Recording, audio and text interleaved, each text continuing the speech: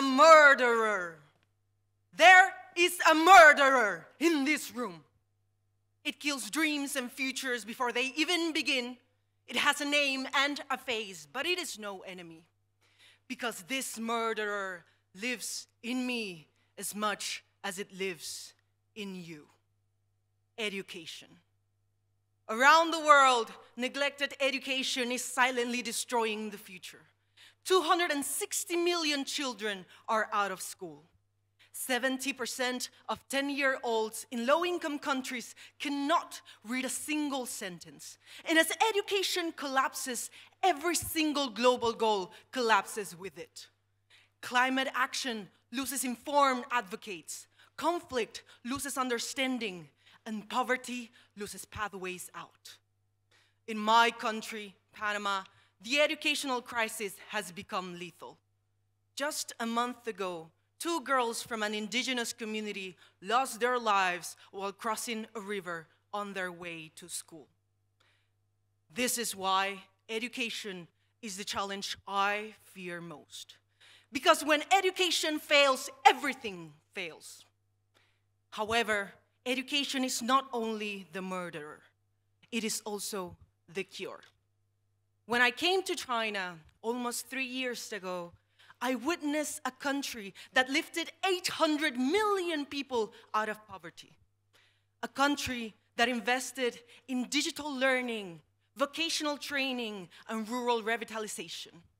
A country guided by the belief, 教育兴则国家兴，教育强则国家强. When education flourishes, the nation flourishes. However, the world doesn't change only when governments act. It changes when us, young people, act.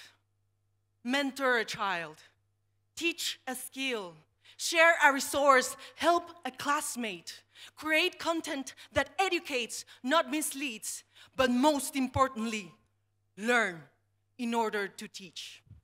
Because when one young person passes knowledge to another one, education expands as the cosmos. Our generation must learn together, rise together, and lift each other as we climb. We need to be the voices that teach. We need to be the voices that guide and inspire. We need to be the ones that turn victims into leaders. Because we don't only live in a country. We live in a world that through education, we can change. Thank you. Contestant number 28, first of all, welcome to Beijing, China. And I hope you can pass a word to fellow Panamanians. A beautiful country, very strategically located. Hopefully we can see more Panamanians coming and studying in China like yourself. Talking about education, do you feel and do you think that today's educational system everywhere in the world is kind of out of touch and out of date in this age of artificial intelligence? And if so, what will be your advice to improve it?